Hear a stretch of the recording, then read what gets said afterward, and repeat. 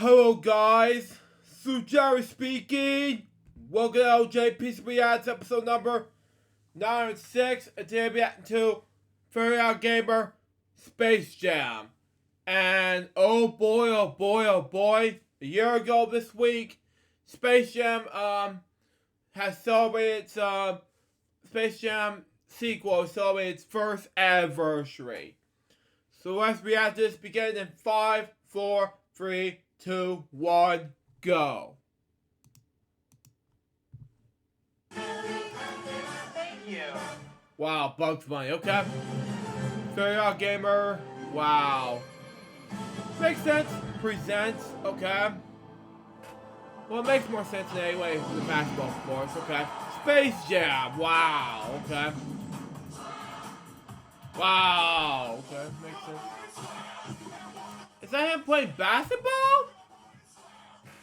Makes sense anyway. Wow. Is that him wearing a beer or something? How's it going, internet viewers? I'm the Fairly Odd Gamer. As you can see, I'm pumped up because for the first time on this channel, I'm going to review a sports game.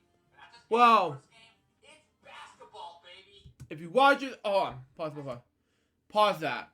If you watch this, Billy, it's for you, buddy. Continue on. Think about it, I might not need this for the rest of the review. Thank you. Now, where was I? Oh yeah. Now you may be wondering what I think of sports games in general. Well, allow me to explain. In all honesty, I'm not that big on sports games unless you want to count more tennis. As a If you watch this remix, and Billy, it's for you. Continue on. fact, the only sports game I remember playing was Madden NFL 2003 for the PC. Personally, I think sports games are pretty much a video game version of sports that you enjoy seeing on television or even the internet nowadays. But for today, I'll be covering a sports game that happens to be based on the hit movie from 1996. If you haven't guessed yet, it is the classic movie we all know as Space Jam. And don't ask why I'm dressed with Bill Murray. It's only a coincidence. Though if you want to be technical, Space Jam was actually based on a couple of 90 commercials from 1992 to 1993, starring Bugs Bunny and legendary basketball icon Michael Jordan, which became a huge hit. And thus the movie was released on November 15th, 1996. I was only 1 when this happened. Continue on. Given mixed reception from critics, it did become a box office success, grossing over $250 million. Wow. Making Space Jam the highest grossing basketball movie of all time. And of course, with the film being successful, a video game tie-in was made. And Space Jam for the PS1 was released. Okay. Now, I've gotten some requests to review the Looney Tunes games to this channel, and I'll get to those eventually. However, with the release of Space Jam: A New Legacy, I figured it's best to talk about this game now. So, is the game as good as the movie it was based on? Let's find out. Before figuring out that Looney Tunes is a property of Warner Brothers, we see that the game was published by Acclaim and developed by Sculpture Software. Makes sense. Shockingly, they released another basketball game called NBA Jam Extreme. If you watch this, Billy, it's for you, buddy. Continue on.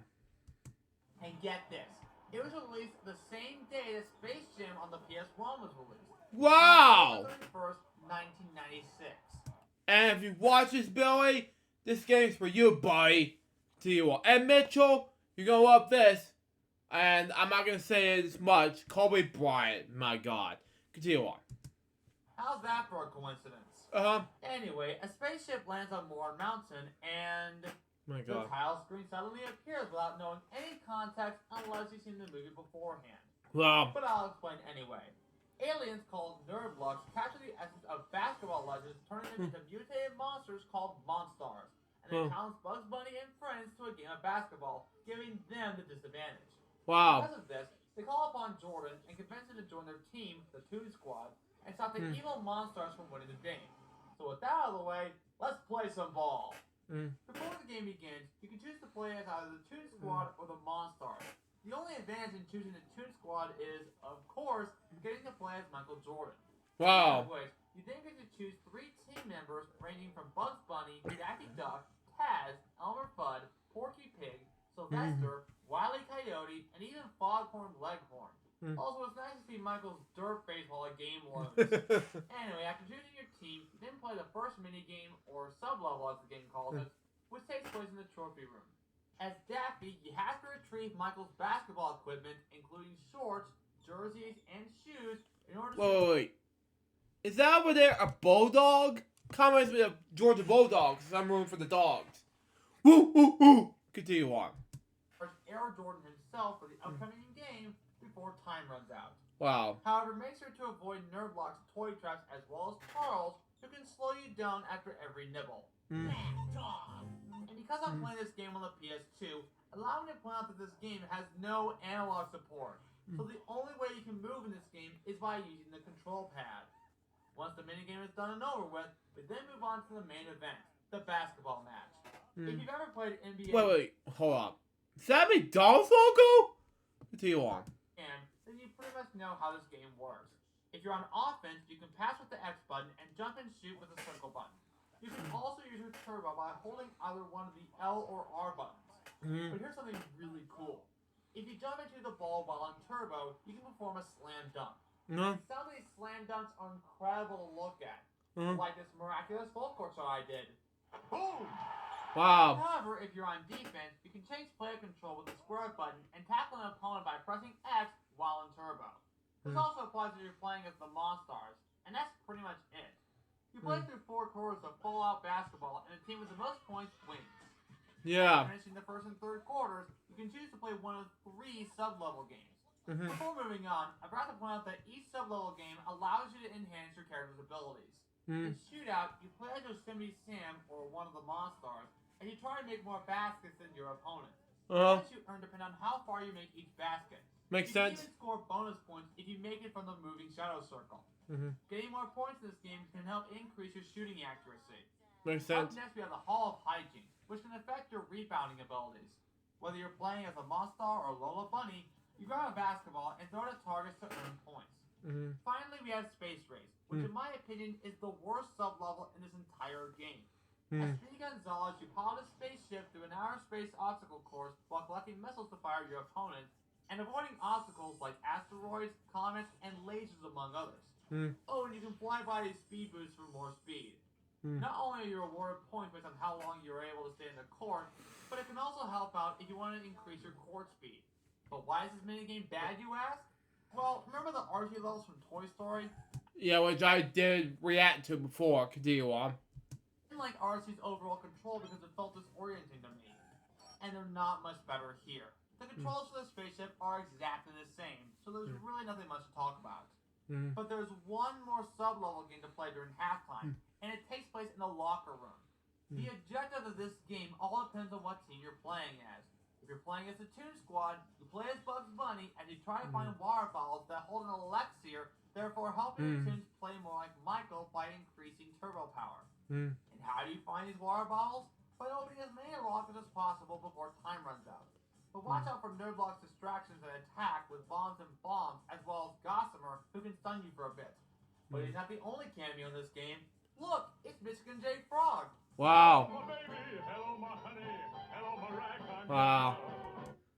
Jazz musicians. Continue on. But if you're playing as the Monstars, you control something called Super Essence, which is a purple vapor that increases the Monstars' turbo power for Michael Jordan.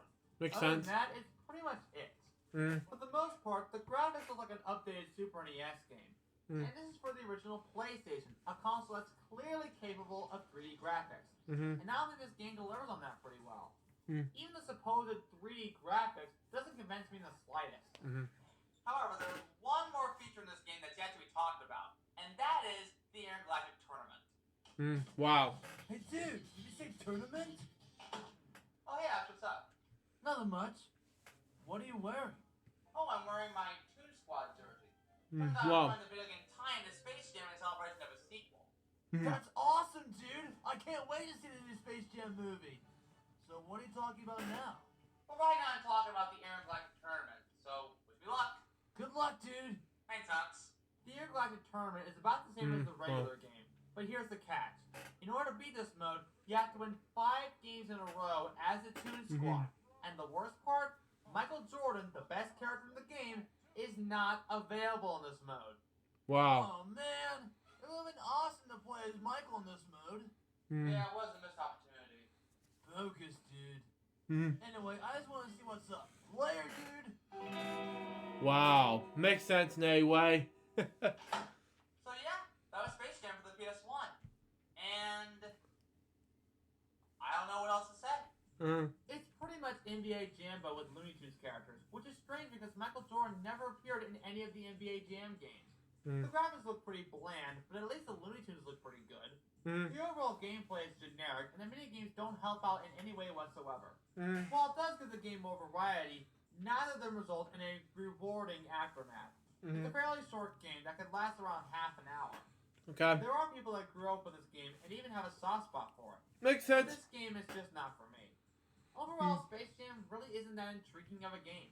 I'd rather stick with the movie because at least I can get some enjoyment out of it. And don't get me wrong, there are other Looney Tunes games out there, so I'm sure there's one that's destined to be good.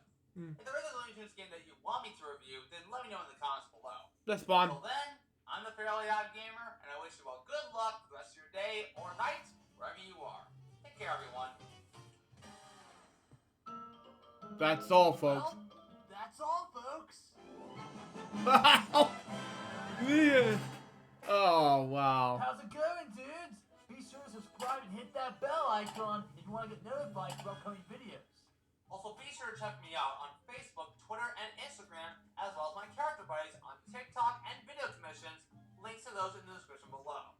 Speaking of character buddies, here's one of them right now to finish off the video. Wow. Hey everybody, it's me, your old pal Pete. If you like what you just saw and maybe want to help a buddy out, then be sure to support the Fairly Odd Gamer on Patreon. As a supporter, you can chat with other fans, as well as those who helped out the channel, have their name featured in the credits, and even watch exclusive content like a sneak peek or better yet, even watch the review before it's released. And that's coming from the best guy around. So without further ado, it is my honor to present this month's patron shoutout to Alexander Bone, also known as Wisdom Toad. And once again, thank you all so much for not only watching this video, but also supporting the channel. Now, if you'll excuse me, I have a certain mouse to take care of. Good luck, Pete. So that was, Fairly Odd Gamer Space Jam. What do I think about this review and episode at the same time? I think it was the shortest episode I've ever seen, and also the shortest LJPCBM episode I've ever seen. This might be the 6th overall, or 5th, or 6th, whatever it was, overall episode of LJPCBM, overall episode. That's just me. But overall, it was a successful video to react to. That's just me, of course. Or, yeah, 6 to 100 to 1,000th episode of LJPCBM. That's just me, of course. That was LJPCBM episode number 906. Hope you enjoy it. Stay tuned for the next one. It's going to be episode number 907 of LJPCBM, which is going to be about Larry Boy and the Bad Apple. Fairly Odd Gamer. Till next time, through Jerry's piece of baby. Good boys, videos, guys, pursue. Till then, Jefferson out. See ya. God help me.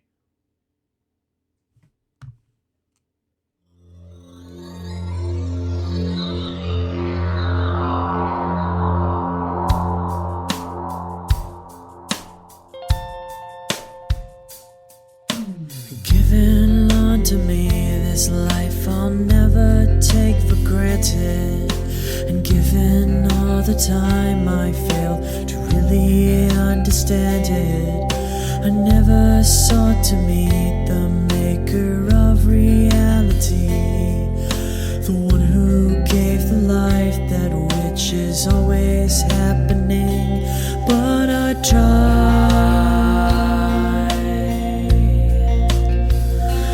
all the time.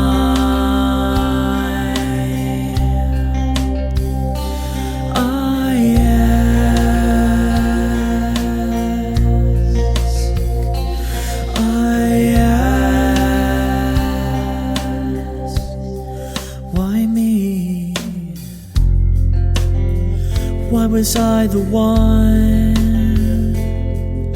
to see things as I do under the moonlight and the sun?